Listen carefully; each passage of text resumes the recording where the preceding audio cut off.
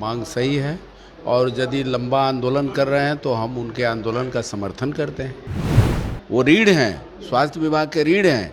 यदि वो आशाकर्मी न रहें तो आज देख लीजिए स्थिति चरमरा गया है। इंडिया जीतेगा तो आशाकर्मियों का भी समस्या समाधान होगा। नमस्कार, आप देख रहे हैं मीडिया दर्शन और मैं हूं आपके साथ सचिन तिवारी। आशाकर्मी 9 सूत्री मांगों को लेकर लंबे समय से संघर्ष कर रही हैं और आशाकर्मी कहीं ना कहीं बड़े आंदोलन की तैयारी में है। हमारे साथ बात करने के लिए माले विधायक महानंद सिंह है, जिससे आशाकर्मी लंबे समय से संघर्ष कर रही हैं और कहीं ना कहीं बड़ा आंदोलन की तैयारी कर रहे हैं। कैसे देखते हैं उसको? ठीक तो है, उनका डिमांड सही है, मांग सही है और यदि लंबा आंदोलन कर रहे हैं तो हम उनके आंदोलन का समर्थन करते हैं। क्या आप समर्थन में शामिल होंगे? जैसे आप उनकी मांगों को लेकर हमेशा आप लोग साथ रहते थे, हम लोग हर जगह हैं, शामिल हैं, बल्कि विधानसभा के अंदर भी सवाल उठाए थे और बाहर जो उनका आंदोलन चल रहा है उस आंदोलन भी हम लोग जाकर के बैठते हैं, प्रदर्शन में शामिल होते हैं, जुलूस में शामिल होते हैं, हम लोग भाषण देते हैं, उनको उत्साहित करते हैं, ये सब कर रहे हैं और उनका सही मांग है। आप समझ लीजिए कि कोरोना काल से लेकर के अभी तक का स्वास्थ्य विभाग में जितना बेहतर वो काम कर रहे हैं और पूरे स्वास्थ्य विभाग को टिकाए हुए हैं, रीढ़ का काम कर रहे हैं। वो रीढ़ हैं, स्वास्थ्य विभाग के रीढ़ हैं। यदि वो आशाकर्मी न रहें तो आज देख लीजिए स्थिति चरमरा गया है। टीकाकरण का मामला हो या डिलीवरी का मामला हो या अन्य मामला हो, उस मामले में आशाकर्मियों का अहम रोल रहता है। तो हम समझते हैं कि जो स्वास्थ्य, शिक्षा, स्वास्थ्य, रोटी, कपड़ा और मकान, शिक्षा, स्वास्थ्य, ये 5 जो महत्वपूर्ण चीज़ है, उसमें स्वास्थ्य का रोल जिनके कंधे पर है, ये आशाकर्मियों का, अब उनको आप पारितोषिक दे रहे हैं, उनको मानदेय नहीं दे रहे हैं। कुछ तो दीजिए, 3,000 तो कम से कम दीजिए ना, कुछ नहीं दे रहे हैं। 18 तारीख से पूर्ण रूप से उन लोग आंदोलन की तैयारी में हैं, तो क्या आप लोग साथ जाएंगे? एकदम रहेंगे, उनके आंदोलन के साथ खड़ा रहेंगे। आप सरकार में हैं, नीतीश तेजस्वी सरकार में हैं, तो अगर आपकी उनकी आशाकर्मी को बात को नहीं मानी जाएगी, सरकार नहीं मानती है, तो क्या आप लोग अपना समर्थन सरकार से वापस लेंगे? अरे भाई, आशाकर्मियों का समस्या केंद्र सरकार से जुड़ा हुआ है, इसलिए इंडिया जीतेगा तो आशाकर्मियों का भी समस्या समाधान होगा। आशाकर्मियों का, शिक्षकों का वेतन का जहां सवाल है, उसमें केंद्र सरकार का उसमें हिस्सेदारी रहता है। वो धीरे धीरे पहले 100% देती थी इस केंद्र सरकार, अब धीरे धीरे करते करते कटौती करते करते उसको अब 50% पर ला दिए। अब टोटल बोझ जो है बिहार सरकार पर लादते जा रही। तो हम समझते हैं कि बिहार सरकार या जो स्टेट गवर्नमेंट है उसमें केंद्र सरकार का जो रोल है, उस केंद्र सरकार अपनी जिम्मेवारी नहीं निभा रही। तो केंद्र सरकार न केवल जनता के मुद्दों के साथ जिम्मेवारी निभा रही है, कर्मचारियों के साथ भी वही भर्ती करते हैं। राष्ट्रीय स्वास्थ्य मिशन के तहत ये सब चीज़ें हो रही हैं, ये सब बहाल जो होते हैं वो राष्ट्रीय स्वास्थ्य मिशन के तहत हुए हैं। लेकिन इस मामले में केंद्र सरकार का रोल बहुत ही नकारात्मक है, इसलिए इंडिया जीतेगा। समर्थन वापस लेने का सवाल ही नहीं है। इंडिया जीतेगा तो आशाकर्मियों का भी समस्या समाधान होगा, शिक्षकों का भी समस्या समाधान होगा। मैं आपको बता रहा हूँ, ओल्ड पेंशन का भी समस्या समाधान होगा। ये जो भाजपा की सरकार है, ये भाजपा की सरकार आशाकर्मियों के खिलाफ है, शिक्षकों के खिलाफ है। तो क्या इंडिया जीतता है तो आशाकर्मियों की समस्या समाधान होती है? एकदम। राष्ट्रीय स्वास्थ्य मिशन का सवाल है ना।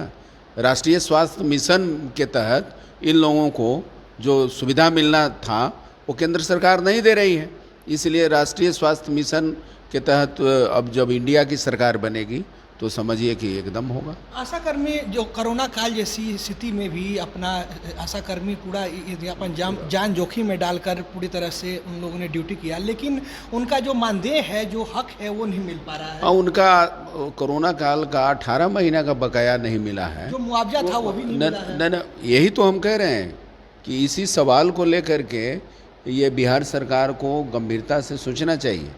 बिहार सरकार ने जो घोषणा की है उस घोषणा के अनुकूल हम समझते हैं कि करना चाहिए। और हमारे माननीय विधायक के पहल पर एक स्तर पर पदाधिकारियों से बात हुई है, पदाधिकारियों से बेनतीजा वार्ता ख़त्म हुआ है, जिसका कोई नतीजा नहीं निकला है। तो मैं समझता हूँ कि अब मंत्री स्तर पर कोई बात किया जाएगा, फिर हम लोग हमारे जो नेता हैं वो सब जा कर के बात करें। कटिहार गोलीकांड मामले में आप लोग को जांच की टीम बनाई गई थी, आप लोग जांच भी किए हैं, क्या कुछ सामने निकल कर आया है? कटिहार में यहाँ से 4 सदस्यीय टीम गई थी, जिसमें सुदामा प्रसाद, माननीय विधायक तरारी, उसके बाद मीडिया प्रभारी कुमार परवेज, किसान सभा के राज्य सचिव उमेश सिंह और मैं खुद उस टीम में था शामिल। वहाँ महबूब साहब थे और महबूब साहब के नेतृत्व में हम लोग वहाँ पूरे हर जगह के बारीकी से अध्ययन किया। उसमें जनता का जो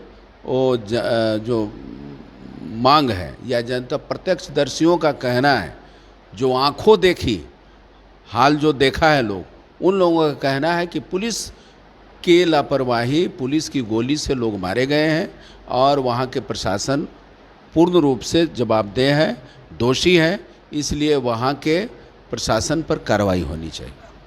कल वहाँ के डीएम और एसपी के द्वारा पीसी किया गया और कहा गया कि वहाँ के लोगों के द्वारा जो प्रदर्शनकारी थे उनके द्वारा गोली मारी गई थी, प्रशासन के द्वारा गोली नहीं लगा था। इसीलिए तो मैं कह रहा हूँ कि वहाँ के प्रत्यक्षदर्शियों का कहना है और वहाँ जो हम लोगों ने जो जांच किया और वहाँ के डीएम और एसपी ये सब सारे जो बड़े उच्च पदाधिकारी मामला को लिपापोती करने में लगे हुए हैं, इसलिए हम लोग मांग कर रहे हैं कि इसका उच्च स्तरीय न्यायिक जांच हो। न्यायिक जांच होगा, दूध का दूध और पानी का पानी हो जाएगा। एक भी मजिस्ट्रेट बहाल नहीं किया गया। जो उतावला हो गया, जो भीड़ बेकाबू हुआ, उसको नियंत्रण करने के लिए पुलिस बल नहीं था, लाठी वाले पुलिस नहीं थे, वाटर कैनन का वहाँ ये नहीं था, आपका अश्रु गैस नहीं चलाया गया। एक बैक आप सीना पर गोली मार रहे हैं, आप कमर से ऊपर गोली मार रहे हैं। तो पुलिस वालों को जो इतना भी समझ नहीं है, तो पुलिस वालों को ट्रेनिंग देने की ज़रूरत है, फिर से ट्रेनिंग देने की ज़रूरत है। अपने ही देश के लोग हैं, अपने ही जनता है, जिस जनता के अपने मांग को लेकर के जाएंगे, उनको आप गोली चलाएंगे, उनको मारेंगे। हम कह रहे हैं कि उनसे आप बात करके ठंडे दिमाग से, ये प्रशासन को ये सब ट्रेनिंग देने की ज़रूरत है, उनको बताने की ज़रूरत है। जो तानाशाही से बात करता है प्रशासन, ये जो पदाधिकारी जिस तरह से बात करता है, जनता से जो बात करता है, फ़ोन नहीं उठाता है, कर्मचारी जो लोग हैं वो जनता के सुनता नहीं है, तो मैं समझता हूँ कि जनता का जो नौकर है, जनता के सेवक है, वो जनता के सेवक की भूमिका में न होकर के मालिक के रूप में हो गया है। ये हम समझते हैं कि सरकार को इस मामले में ये ट्रेनिंग देने की ज़रूरत है। तो क्या लगता है जो भी दोषी हैं उस कांड में, जो भी दोषी हैं कटिहार कांड में, तो क्या आपकी सरकार उस पर क्या कुछ कदम उठाएगी? सरकार को हम लोगों ने समर्थन दिया। हम लोग तो सरकार से मांग ही कर रहे हैं कि सरकार न्यायिक जांच करे और मृतक परिवार को 20 लाख रुपया मुआवजा दे और एक नौकरी दे, और जो घायल है, जिस घायल परिवार जो घायल है नियाज अहमद, उसका एक आंख डैमेज हो गया और वो अभी जीवन और मौत से जूझ रहा है, इसलिए उसका बेहतर इलाज हो। अभी तक सरकार अपने जवाबदेही नहीं ली है इलाज का, तो मैं समझता हूँ कि उसको सरकारी स्तर पर उसको इलाज कराया जाना चाहिए। तो ये थे माले विधायक महानंद सिंह, इन्होंने क्या कुछ कहा आपने सुना। आपका इस खबर में क्या प्रतिक्रिया होगा, आप कमेंट बॉक्स में कमेंट करके ज़रूर बताइएगा। तब तक के लिए धन्यवाद।